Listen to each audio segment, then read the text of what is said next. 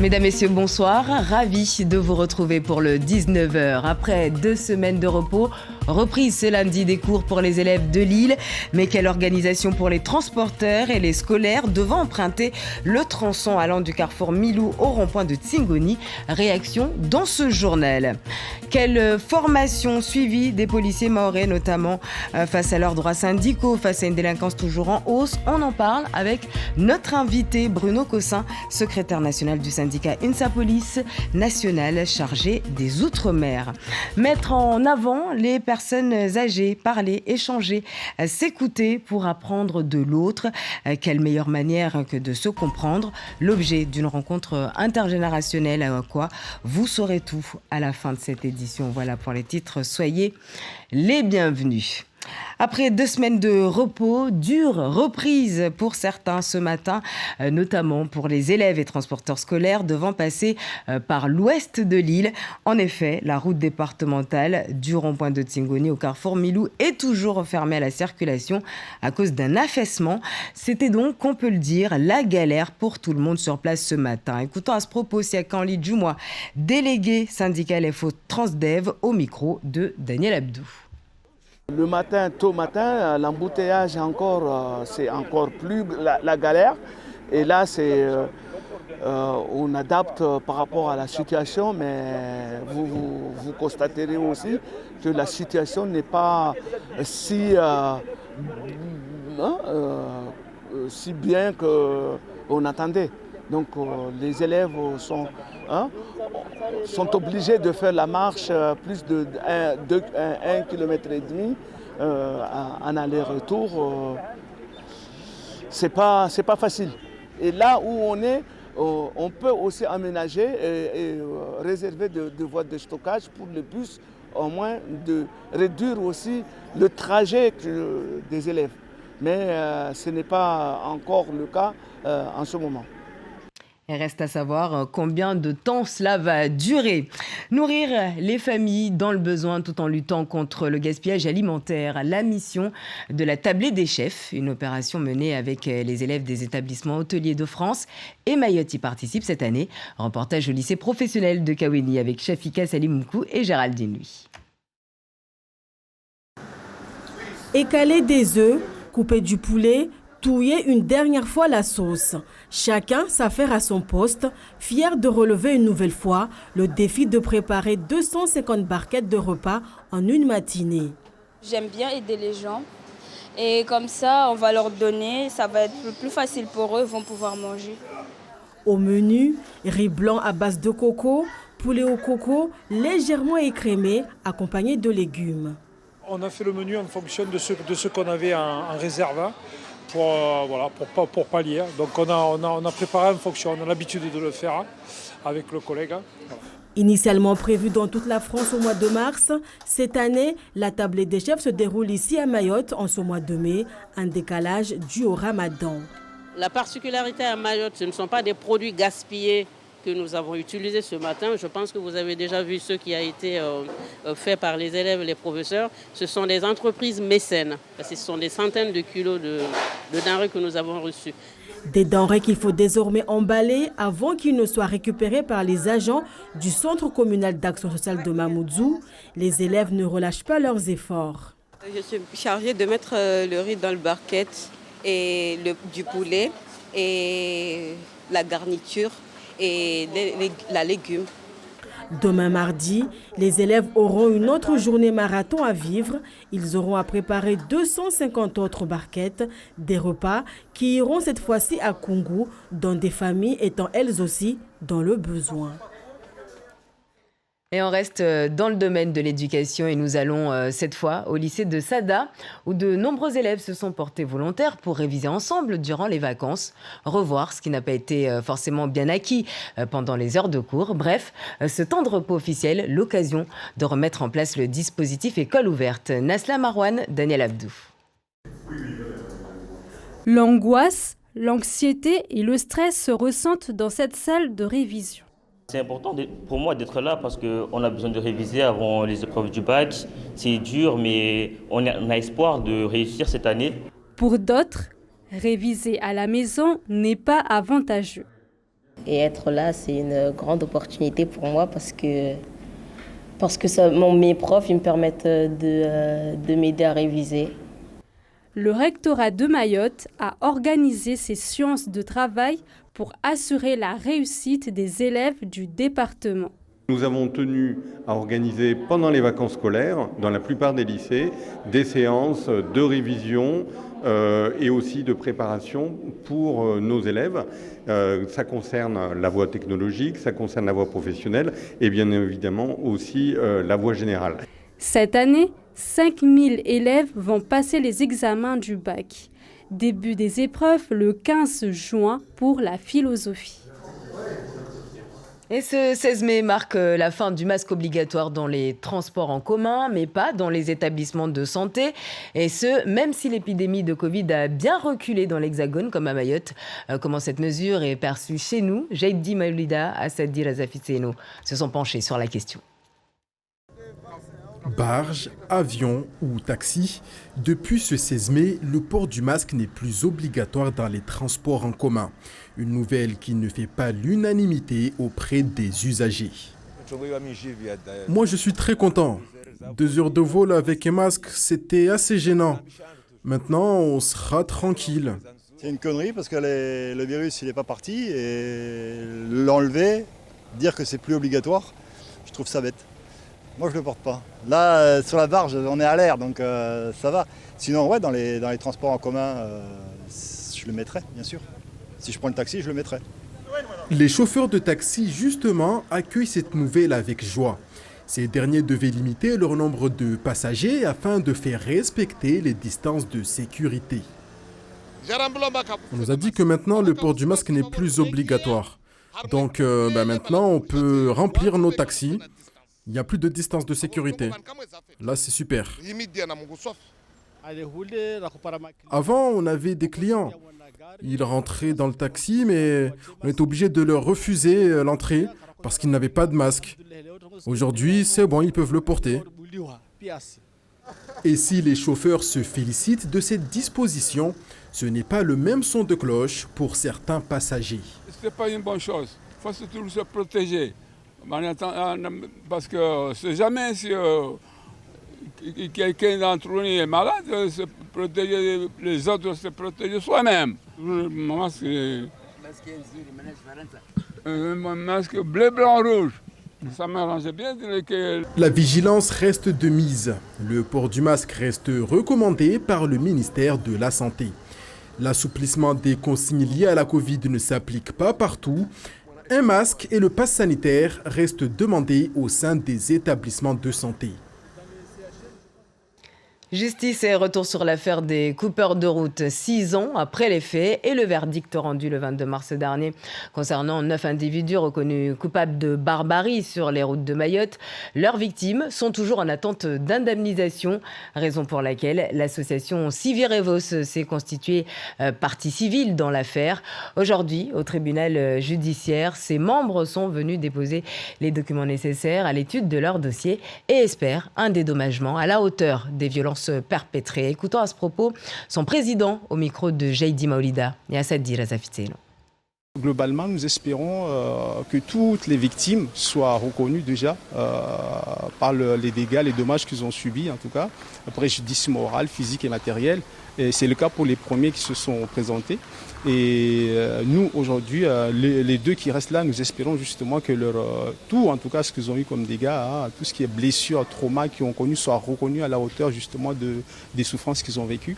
Et nous, ce qui nous concerne, c'est justement, nous aussi, nous espérons aussi être entendus par le travail qu'on a fait depuis 2016 jusqu'à aujourd'hui, qui doit être pris en compte aussi, afin que nous soyons déjà aussi considérés comme des victimes, puisqu'on l'a vécu. Il y a eu ce qu'on appelle les réappropriations des blessures qu'on a connues, les traumas que nous, on a vécu aussi à travers ceux avec qui nous avons discuté pendant des années.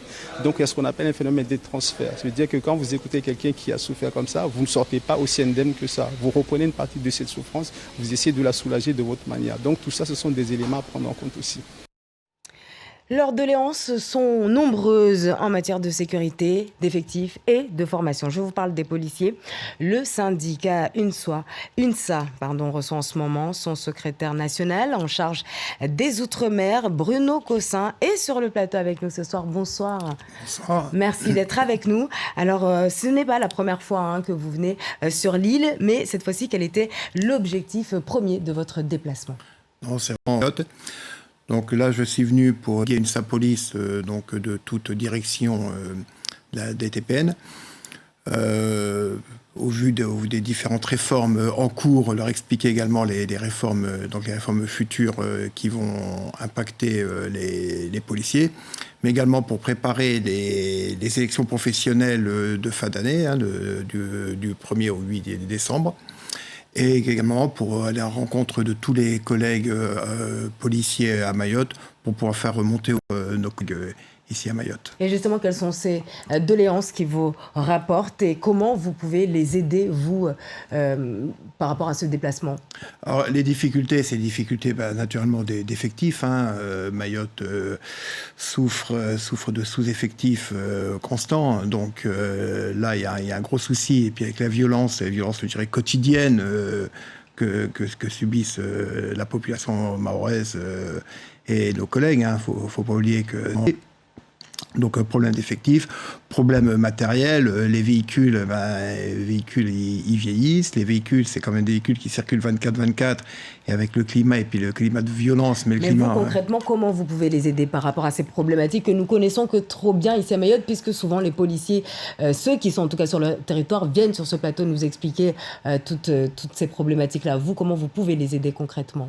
C'est simple, rien de mieux que de venir sur place et constater nous-mêmes pour pouvoir mieux expliquer à Paris que les problèmes que rencontrent nos collègues, c'est pas en étant à Paris dans nos bureaux, aux informations, on le sait par la remontée des collègues, mais en fait personne à part nous et à part moi qui vient régulièrement à Mayotte ne se rend compte de la réelle difficulté du travail de policier sur Mayotte. Donc mon rôle, c'est en le vivant avec nos collègues, en étant sur place, je serais mieux amené à leur expliquer à Paris que Mayotte, c'est pas la métropole, Mayotte, c'est pas Marseille. Est-ce que vous pensez qu'ils le savent pas à Paris? Je sais pas s'ils font semblant de ne pas le savoir.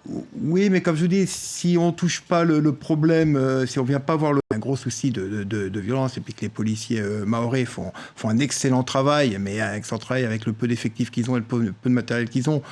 Donc, mais les chiffres de la délinquance le montrent ces dernières années, on a vu que ça a explosé, donc c'est quand même des données que l'État a. Et justement, j'en viens à cette question par rapport à l'actualité. Qu'est-ce que vous espérez du nouveau gouvernement Macron de tutelle pour le coup?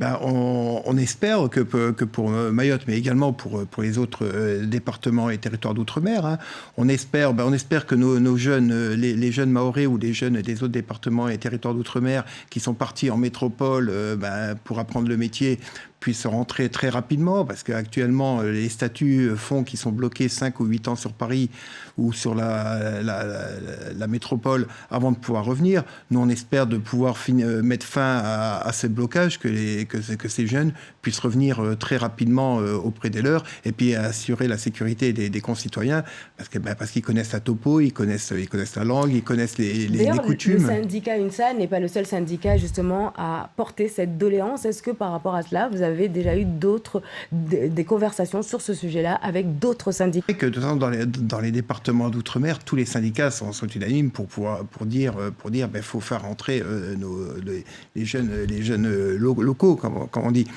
Mais nous à l'UNSA-Police, c'est vrai que le fait que moi je vienne ici régulièrement, ça fait la 5e année, je viens tous les ans, il y a que là, je vois que ça avance pas sur ce sujet-là, ça avance pas. Donc on va continuer à se battre jusqu'à ce qu'on obtienne satisfaction et qu'on mette fin à ces blocages qui puissent permettre à ces jeunes de rentrer, mais pas seulement à Mayotte, en Nouvelle-Calédonie, en Guyane. Mais en fait, ma question c'était juste, est-ce que vous parlez avec d'autres syndicats? Ou vous portez ce combat tout seul, comme d'autres syndicats? Non, je pense notamment à Alliance Police Nationale. Non, mais de toute façon, ces sujets, quand on va au ministère ou à la DRCPN, ceux qui gèrent la carrière des collègues, on leur dit, et puis quand on discute entre nous, entre syndicalistes, on est d'accord sur ce point. Donc, même si on n'est pas un côté de l'autre, on porte exactement le même... le combat continue en tout cas. Merci beaucoup d'avoir été avec nous. Je rappelle donc que vous êtes Bruno Cossin, donc secrétaire national en charge des Outre-mer pour le syndicat UNSA Police Nationale. Merci beaucoup. Je vous remercie. Jean Castex a remis sa démission, mais qui, pour le remplacer à Matignon, une ou un Premier ministre aura la lourde tâche de nommer le nouveau gouvernement et semaine du premier tour des législatives. Quel pourrait être le profil du privilégié ou de la privilégiée? Élément de réponse avec Julien Nény. 3 semaines ont passé déjà depuis le second tour de la présidentielle. Et une question reste toujours sans réponse. À la question sociale et à la question environnementale.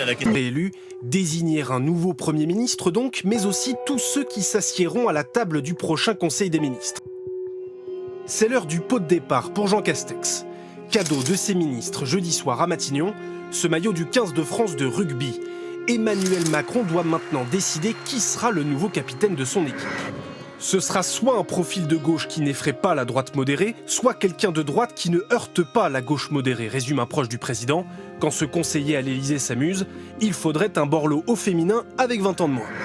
Une femme à Matignon, une première depuis Édith Cresson en 1991, voilà l'idée que semble retenir le président. Parmi les noms possibles, 3 venus de la gauche comme Audrey Azoulay, Elisabeth Borne ou Marisol Touraine, et un profil plus à droite, la sarkozyste et ancienne ministre Catherine Vautrin.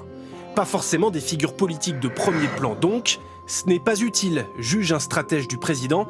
Édouard Philippe et Jean Castex n'étaient pas des poids lourds non plus avant d'être nommés.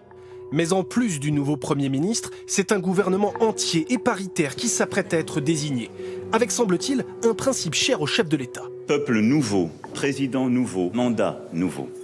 Parmi les nouveaux entrants possibles donc, là encore le président cherche l'équilibre. Des élus de droite comme Damien Abad ou Éric Woerth et des élus de gauche comme Pascal Canfin ou François Rebsamen. Autre question, que faire des quelques poids lourds de l'équipe précédente? Bruno Le Maire, Gérald Darmanin, Gabriel Attal ou Olivier Véran en font partie, mais Emmanuel Macron est plutôt du genre pragmatique. Il n'est pas si bienveillant que ça avec ses ministres, estime un ténor de la majorité. Il ne gardera que ceux qui lui seront utiles et loyaux.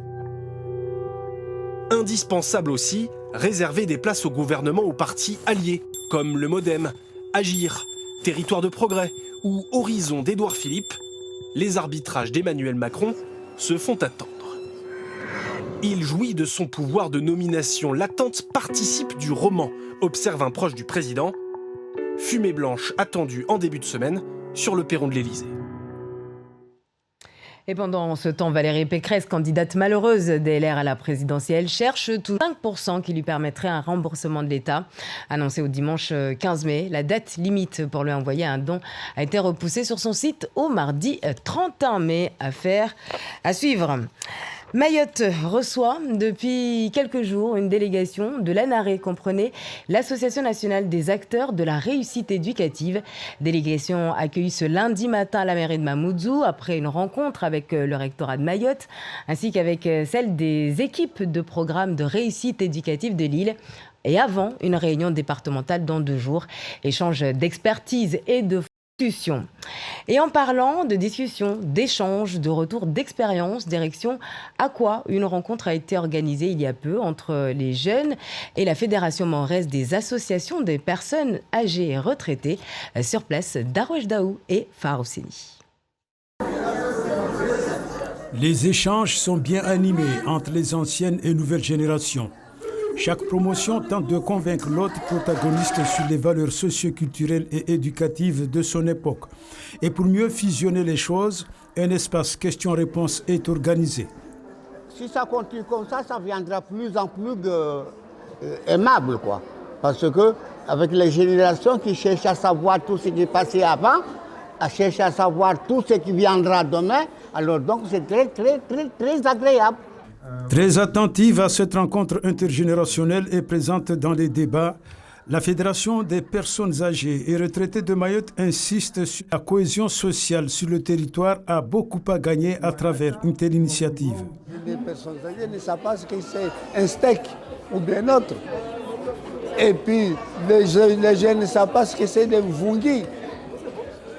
C'est-à-dire l'alimentation ancienne.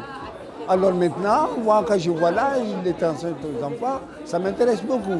Pour les organisateurs, toutes les catégories sociales ont chacune leur part de contribution pour impulser une force sociétale à la recherche de cette cohésion tant convoitée. Nous, en tant que travailleurs sociaux, en tant qu'hommes politiques ou autres, contre les personnes âgées, parce que c'est vrai que souvent on a tendance à mettre en avant que les jeunes, créer des stades pour les jeunes, etc. Mais on oublie très souvent les personnes âgées, donc c'est très important pour nous de les valoriser. Tout finit par cette photo de famille, une manière d'immortaliser le but recherché de la journée, l'éclosion d'une véritable identité intergénérationnelle.